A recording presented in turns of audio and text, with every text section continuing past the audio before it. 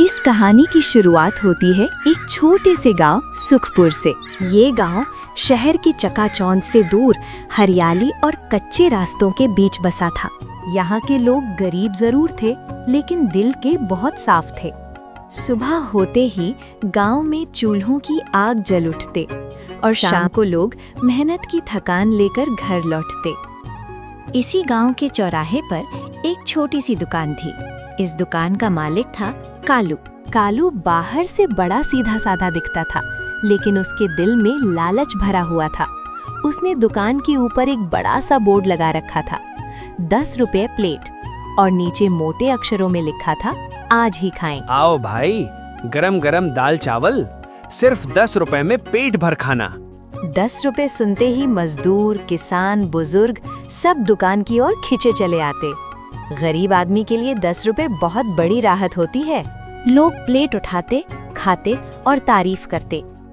वाह कालू भाई, इतने कम पैसों में इतना स्वाद, भगवान तुम्हारा भला करे। लेकिन खाना खत्म होते ही कालू की असली चालाकी सामने आती। अरे 10 रुपए तो सिर्फ प्लेट के थे, दाल चावल के 30 रुपए अलग से दो। लोग हक्के बक्के रह जाते। झगड़ा करने की हिम्मत किसी में नहीं होती। भूख और मजबूरी इंसान को चुप करा देती है। इस तरह कालू रोज लोगों को बेवकूफ बनाकर अपनी जेब भरता रहता। इसी गांव में एक कोने में एक छोटी सी झोपड़ी में रहती थी सीमा।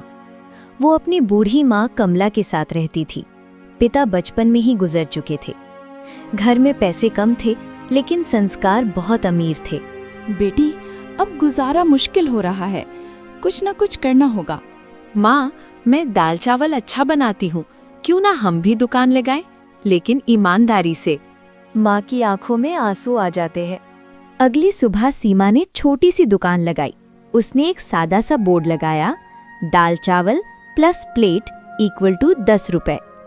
भाइयों, यहाँ कोई धोखा नहीं, 10 रुपए में पूरा खाना मिलेगा। लोग पहले शक करते हैं, लेकिन एक मजदूर हिम्मत करके खाता है।